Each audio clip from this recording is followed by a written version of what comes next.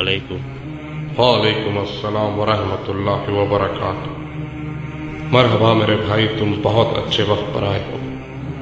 آؤ میرے ساتھ کھانا تناول کرو، میرے پاس بیٹھو میرے بھائی۔ بسم اللہ الرحمن الرحیم۔ قسم ہے اس ذات پاک کی، مجھے بھوک نہیں مگر آپ کی دعوت کو رد بھی نہیں کر سکتا۔ اے اللہ، ہم پر رحمت نازل فرما آسمانوں سے، تو ہی ہمارا پالنے والا پروردگار ہے۔ خلیفہ ابوبکر نے آپ کو بلا بھیجا ہے۔ مجھ کو بتاؤ، کیا راہبوں کی جماعت مدینے پہنچ گئی ہے یا سلمان فارسی؟ جی، سلام ہو آپ پر یا علی، آپ کو کس نے خبر دی؟ مجھے بتائیے۔ رسول خدا نے اس امر کی مجھے بہت پہلے ہی خبر دے دی تھی۔ اے اللہ، ہم پہ اپنا کرم فرما اور ہمارے گناہ معاف فرما، اور اس کا بوجھ ہم پہ سے اٹھا لے۔ ہم کو معاف فرما اور ہماری توبہ قبول فرما۔ ساری تعریف تیرے ہی لیے، ہم تیری عبادت کرتے ہیں اور تجھی سے مدد چاہتے ہیں۔ اے اللہ، میں تیرے پیارے محمد کا وصی ہوں، مجھ پر اپنا رحم نازل فرما۔ اے اللہ، تو بے شک رحمان و رحیم ہے، تو ہی ہمارا آقا و مولا ہے، ہم کو ان لوگوں پہ کامیابی عطا فرما۔ کیا تمہارا نام شرخجیل ابن خرجیل ہے؟ یہ عجیب بات ہے، آپ کو میرا نام کیسے معلوم؟ مجھ کو تمہارے آنے کی خبر میرے بھائی نے دی تھی۔ میرے بھائی رسول اللہ صلی اللہ علیہ وآلہ وسلم رحمت للعالمین۔ بڑی ہی عجیب بات ہے، دیکھتے کیا ہوتا ہے، صبر کرو۔ تم کو صاف نظر نہیں آ رہا؟ ابھی تو شروعات ہے، سمجھے؟ تم لوگ پریشان مت ہو، میرے بھائی رسول خدا نے مجھے 1000 باب علم کے تعلیم کیے، اور میں نے ہر باب سے 1000 باب خود دریافت کیے اللہ کے حکم سے۔ ہم اہل بیت کا کوئی ہمسر نہیں، اور اگر تم کو ہمارے بارے میں علم نہیں تو مجھ کو اجازت دو کہ میں تم سے اپنا تعارف کرا سکوں۔ فرمائیے ابو الحسن۔ کیا ابو الحسن معذرت کے ساتھ؟ کہو سلمان۔ یہ علم کی روح ہے، جہل کے خاطب، سچ سے نہیں گھبراتے۔ یہ اسلام کے دائی ہیں، یہ مجسم ایمان محکم ہے، یہی حق کی پہچان ہے، اور صراط مستقیم بھی یہی ہے۔ اسلام کے علم بردار یہی ہیں، اور دین اسلام کے محافظ بھی یہی ہیں، اور پیشوا بھی۔ یہ صرف سننے اور بولنے کی بات نہیں ہے، کچھ اور بھی بتاؤں میرے بھائی؟ کہیے۔ بہت خوبصورت جواب سلمان۔ آگے کہیے، کاش ہم آپ کے ساتھ ہی ہوتے ہمیشہ کے لیے۔ یہ رسول اللہ صلی اللہ علیہ وآلہ وسلم کے وارث ہیں، یہ دین کے محافظ ہیں، یہ تمام رازوں کے جاننے والے ہیں، تمام آرزوؤں کو پورا کرنے والے ہیں، یہ مشکل کشا ہیں، یہ علم کا اتھا سمندر ہے۔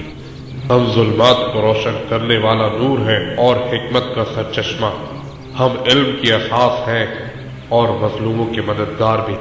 سبحان اللہ، بہترین جواب دیا آپ نے۔ مجھ کو اللہ اور اس کے رسول محمد صلی اللہ علیہ وآلہ وسلم کے دین پر پختہ یقین ہے، اور ہم ہی صراط مستقیم پر ہیں۔ اپنا نام بتائیے۔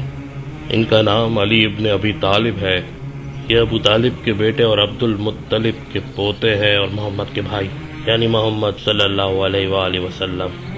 اچھا، تو یہ رسول کا چچا ذات ہے؟ یہ دونوں بنی ہاشم سے ہیں، ہاشم ابن عبد مناف، ابن قصی، ابن کلاب، اور ابن مرہ، ابن کعب، ابن لوئی، ابن غالب، ابن فہر، ابن مالک، ابن کنانہ، ابن خزیمہ، ابن مدرک، ابن الیاس، ابن مظہر، ابن نزار، ابن مات، ابن عدنان۔ ہماری کتابوں میں اس کا ذکر ملتا ہے، کیا آپ وہی تو نہیں؟ ہاں، فاتح خیبر و خندق، صاحب ذوالفقار۔ بے شک وہ میں ہی ہوں۔ تو پھر یہاں ہمارے آنے کا مقصد آپ کو پتا ہونا چاہیے، ہم اپنی قدیم کتابوں میں کچھ سوالات پاتے ہیں جن کا جواب نبی یا ان کے یا وسیع کے سوا کوئی نہیں جانتا۔ تو پوچھو مجھ سے جو پوچھنا چاہتے ہو، اور کوئی طاقتور نہیں سوائے اللہ کے۔ اگر میں تم کو تمہارے سوالوں کے جواب دے دوں تو تم کیا کرو گے؟ جو میں کہوں کیا تم وہ کرو گے؟ یقیناً جیسے آپ کا حکم یا علی۔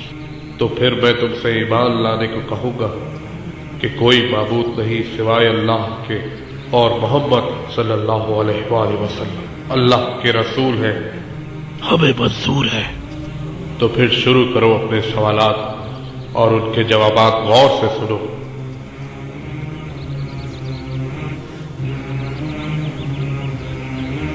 جسم کا کون سا حصہ کام کے وقت ساکت رہتا ہے؟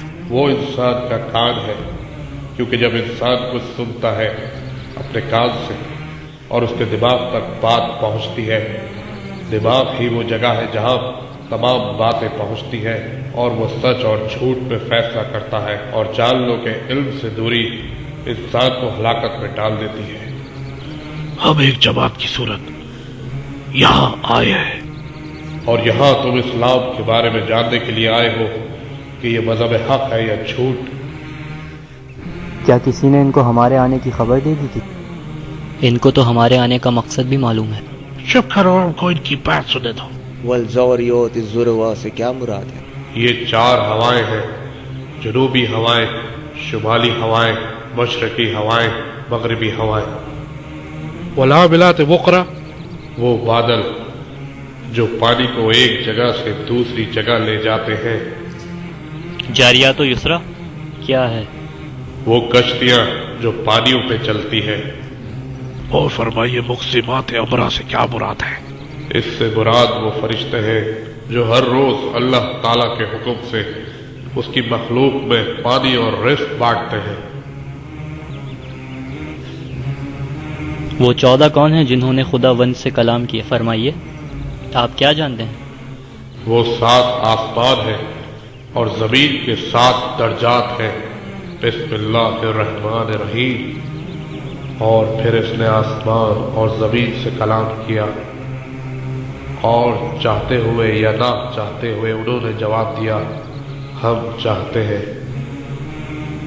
وہ کیا چیز ہے جو روح نہیں رکھتی مگر سانس لیتی ہے؟ وہ صبح ہے، یعنی کہ طلوع آفتاب کا وقت۔ قرآن میں اللہ تعالیٰ فرماتا ہے، میں قسم کھاتا ہوں پیچھے ہٹنے والے، چلنے پھرنے والے، چھپنے والے ستاروں کی، اور رات کی جب وہ جانے لگے اور صبح کی جب چمکنے لگے۔ یہاں سانس سے مراد سورج کا طلوع ہونا ہے۔ ہمیں بتائیے یا علی، وہ کیا چیز ہے جو اللہ نے خود بنائی اور خود خریدی؟ بتائیے۔ اللہ تعالیٰ فرماتا ہے، اللہ نے ایمان والوں سے ان کی جان اور مال جنت کے بدلے خرید لی ہے۔ اللہ تبارک و تعالیٰ نے مومن کی جان خلق کی اور پھر شہادت کے عوض ان سے واپس خرید لی۔ کس کو اللہ نے خلق کیا اور اس کے بارے میں سوال کیا؟ وہ کیا چیز ہے؟ وہ عصائے موسیٰ ہے۔ اللہ تعالیٰ فرماتا ہے، اور تمہارے سیدھے ہاتھ میں کیا ہے اے موسیٰ؟ یہ وہ کون سی چیز ہے جس نے اللہ سے کلام کیا لیکن نہ اس میں گوشت ہے نہ خون؟ وہ جہنم ہے۔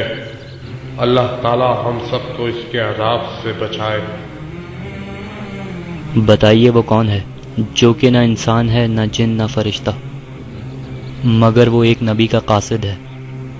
وہ حدود ہے پیغمبر سلیمان کا، جس کو پیغمبر سلیمان نے خط دے کر ملکہ سبا کی طرف یہ کہہ کر بھیجا، جاؤ اس خط کے ساتھ اور اس کا جواب دے کر آؤ، دیکھتے ہیں وہ کیا جواب دیتے ہیں۔ وہ کون سا عمل ہے جو کسی حرام کام کے بعد انجام دیا جائے تو وہ عمل بھی حرام قرار پائے گا؟ وہ شراب پینے کے بعد نماز کا ادا کرنا ہے، کیونکہ اس نے اپنے آپ کو اللہ کی رحمت سے دور کر لیا اپنے پہلے عمل سے۔ قرآن میں اللہ تعالیٰ فرماتا ہے، اے ایمان والو، نماز کو چھوڑ دو جب تک تم شراب کے نشے میں ہو، موسیٰ نے کتنے دن اپنی ماں کا دودھ پیا؟ اور یہ بھی بتائیے کس روز اللہ نے موسیٰ سے کلام کیا تھا؟ موسیٰ کی ماں نے ان کی رضاعت 3 مہینہ 3 دن تک کی، اور اللہ تعالیٰ نے موسیٰ سے جمعے کے روز کلام کیا۔ یہ بتائیے ابو الحسن، کیا آپ نے اللہ کو دیکھا ہے؟ ہم اس اللہ کی عبادت کیسے کریں جس کو ہم اپنی آنکھوں سے دیکھ سکیں؟ اس معاملے کو اپنی ظاہری آنکھوں کے بجائے دل کی آنکھوں سے دیکھو۔